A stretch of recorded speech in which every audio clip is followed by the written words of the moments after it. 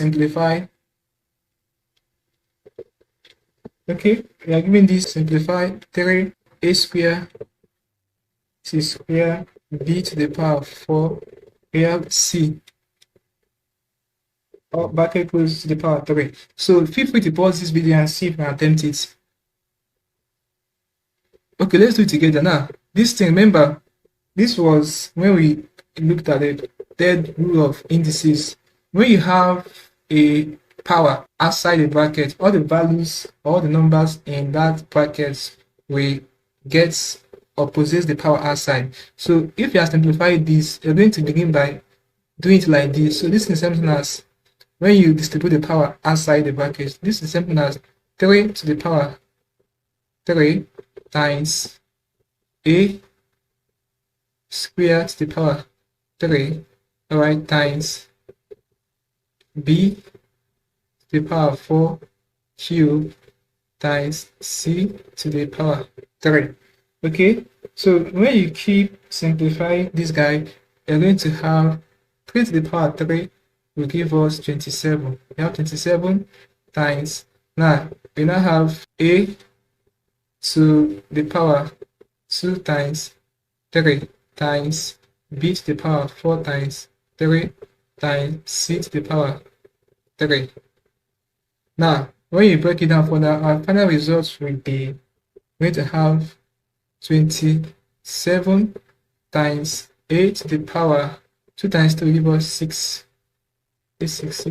and we have times b to the power 4 times 3 will give us 12, then times c to the power 3. So finally, the other way you can represent this, you can bring them together. It's something as 27 a to the power 6, right, b to the power 12, and c to the power 3.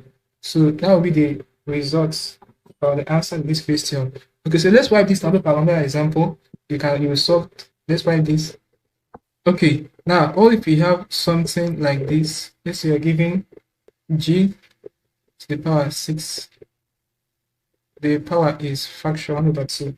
Okay, this something as, so this power inside we multiply the power outside. So it's something as g to the power 6 times 1 over 2. This something as g to the power 6 over 2. So these two cancel this 6 here. So the result will be g to the power 3. Alright, so that's how to solve this kind of problem. Now, what if we have something like, let's say 6 to 5? We have 3 to the power 4. Just like this is an example of the 10th rule we looked at. So this thing is something as, firstly, you find the fourth root of this expression 6 to 5, then raise it to the power of this numerator. Alright, so that's the idea. So this is going to be the fourth root of 6 to 5 will give us 5, because 5 times 5 times 5 times 5 will give us 6 to 5. 5 times 5 we have 25. Alright, 25 times 5 will give us 125. So 125 times 5 will give us 6 to 5. Okay, so now that we have the fourth root to be 5, so the last thing is going to be 5 to the power 3. Okay, so which will give us what? 125. This same as 5 times 5 times 5 will give us what? 125. That will be the answer. Okay, now what if we are given, let's wipe this. Okay, now what if we have something like we are given 25 to the power negative 1 over 2. Alright, so firstly, this negative sign, you find the reciprocal of 25. So it's going to give us 1 over 25. So now you can, this power 1 over 2, you can distribute it. So this 1 over 2 will come here. So this is something as 1 over, they apply this law of indices here, are going to give us square root of 25. So this something as 1 over 5. That will be the answer. What if you are giving something like, let's say you have 49 to the power minus 2. Okay, same thing as, just like this example, same thing as 1 over 49 to the power, same thing as 1 over square root of 49. give us 1 over 7.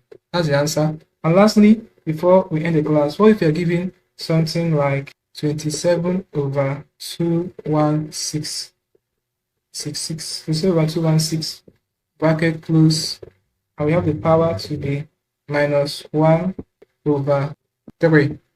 So we have 3 here. This is the same thing as, let me wipe the up. Okay, so this is the same thing as, since we have a negative power, a negative fractional power, right? So we're going to invert it. The same thing as 1 over 27 over 216. Alright, this same thing as 1 divided by 27 over 216. So we apply the multiplication rule or division rule. So when you change this to multiplication, you invert what you have here. So the same thing as 1 times 216 over 27, which is same thing as 216 over 27. Now that we have done this, we can now put the fractional power without the minus. So we have 1 over 3 here and 1 over 3 here as the, let me write it way. So we have 1 over 3 and 1 over 3 as the power. Now, to apply the indices rule here again, this is the same thing as cube root of 216.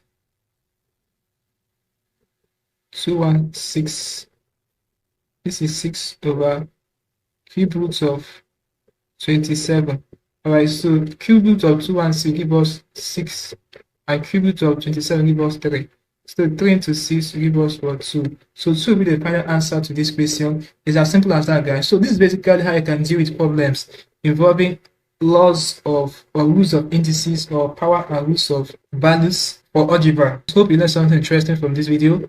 Now, if you are new to the channel, ensure you check the description of this video below for link to our Telegram channel. Click on it and join our Telegram channel for instant notification. Also, ensure you are subscribed to this channel by hitting the subscribe button for more videos like this. Also, like, share, and comment on this video.